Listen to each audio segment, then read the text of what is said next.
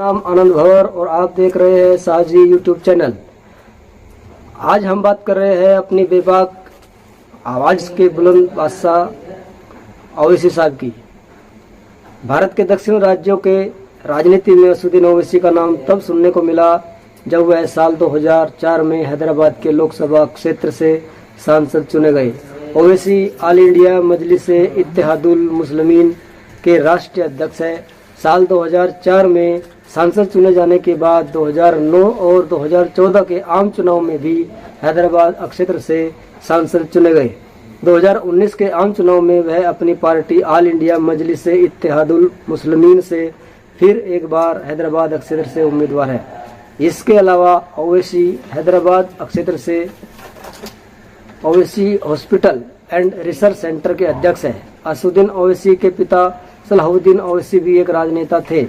वह 2 दशक से भी अधिक तक हैदराबाद के सांसद रहे। असदुद्दीन ओवैसी का व्यक्तिगत जीवन।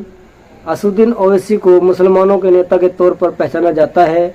ओवैसी का मानना है कि भारत के मुसलमानों की तरक्की मिले और उनके हक की लड़ाई लड़े। देश में होने वाले घटनाओं व विवाद में ओवैसी अपनी राय जरूर रखते हैं। केंद्र सरकार से लेकर राज्य सरकार तक के खिलाफ अपनी आवाज बुलंद करके वह बेबाक अंदाज में बोलने के लिए जाना जाता रहा है। ओवैसी का जन्म 13 मई 1969 को हैदराबाद में हुआ था। उस्मानिया विश्वविद्यालय से बैचलर ऑफ आर्ट्स में स्नातक की पढ़ाई पूरी करने के बाद वे उच्च अध्ययन के लिए लंदन चले गए और वहां से वह अधिवक्ता बने।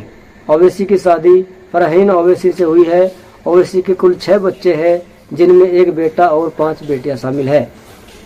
असदुद्दीन ओवैसी का राजनीतिक सफर की बात करें तो ओवैसी ने पहली बार साल 1994 में राजनीतिक सफर की शुरुआत की।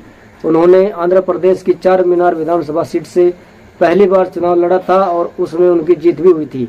ओवैसी ने खुद को राजनीति में मुसलमानों और दलितों जैसे अल्पसंख्यकों के आसपास केंद्रित कर रखा है।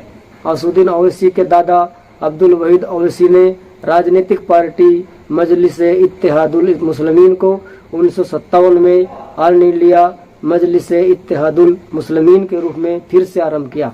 कासिम राजवी उनके उत्तराधिकारी थे। असदुद्दीन ओवैसी के भाई अकबरुद्दीन ओवैसी तेलंगाना विधानसभा के सदस्य है। उनके सबसे छोटे भाई बुरहानुद्दीन ओवैसी इत्तेमाद के संपादक है। ओवैसी सरकारी नौकरियों और शिक्षा संस्थानों में पिछड़े मुसलमानों के लिए आरक्षण का समर्थन करते हैं।